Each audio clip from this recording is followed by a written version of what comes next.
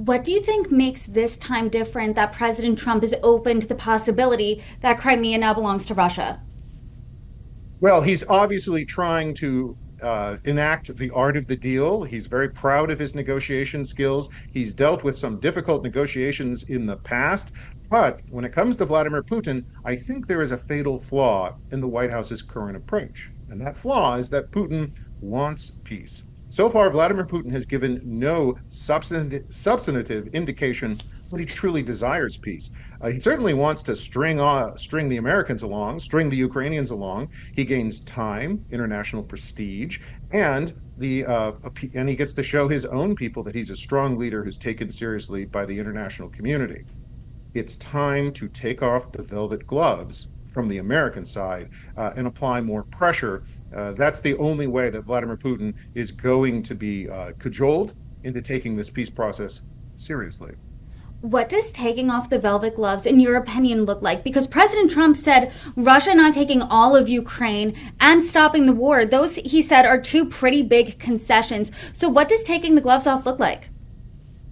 Well, think about what that means also. This is a standard Russian negotiation tactic. We've seen this for decades. None of this is new. Russia creates a problem, in this case, invading Ukraine and trying to destroy the country. And then Russia negotiates for concessions to end a problem that it started and it controls. It's a very standard Russian negotiation tactic. And if the United States was smart, we would call that out. And then we would pivot.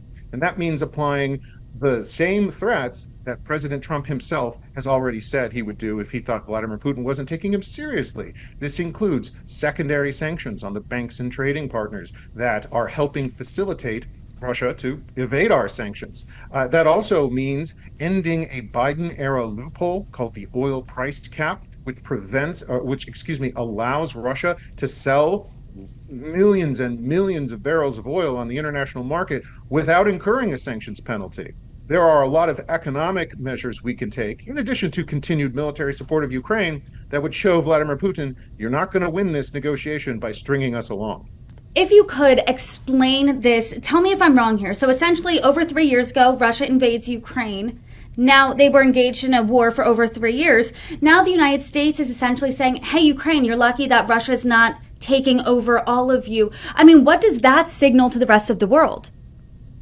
Well, let's also recall that this war has been going on since 2014. It was only in 2022 that Vladimir Putin committed to a full-scale invasion and declared that he was going to erase Ukraine from the map as an independent state. That is his ultimate war aim. So to have President Trump say it is a concession on the part of the Russians not to destroy Ukraine as a polity, as a society, well, that's again a problem Russia has created, and Russia wants to negotiate concessions to solve a problem that it controls and created in the first place.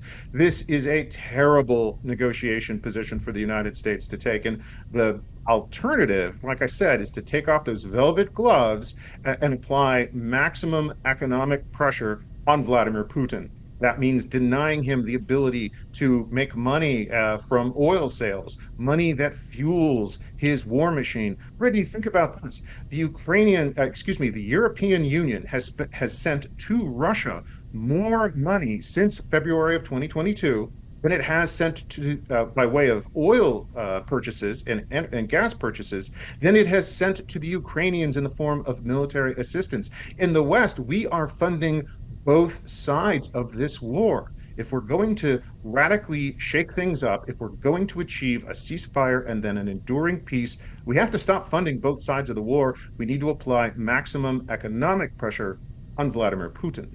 President Trump said on the campaign trail, he vowed, I could end this war in a day. We are nearing the first 100 days, the end of that, of President Trump's second term. Still, the war continues to rage on. Do you think that he feels some pressure to get this war done? And that's kind of why you're seeing these almost rushed negotiations. He's obviously set an internal timeline for himself. We know this because the president has stated as much. Sure, on the campaign trail, he promised one day. We all know, however, President Trump likes to use what I'd call rhetorical hyperbole to underscore deeper truth. Obviously, he has made the assumption that both sides want peace, because President Trump, I believe, is absolutely genuine. He wants the killing to stop. And if he wants the killing to stop, certainly in his calculation, both sides would want the same. There is a flaw in this analysis, and that is that Vladimir Putin actually feels the same way.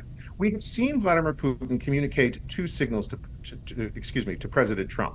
On one hand, he makes his phone calls and says, "Yes, I want peace," and on the other, he continues a sustained bombardment against the Ukrainian people. Actions here speak louder than Vladimir Putin's words, and Putin's actions absolutely indicate he wants this war to continue. Brittany, remember, this war justifies his dictatorship. This war allows him to spread money around his governing society, the elites of his society, and keeps him in power. If this war were to end tomorrow, Vladimir Putin would have a political problem on his hands at home. He wants this war to continue. It allows him to sustain his rule. And I think if we're going to be successful in our negotiations with Putin, we need to embrace reality and no longer operate in fantasy land when it comes to our assumptions about Russia's dictator.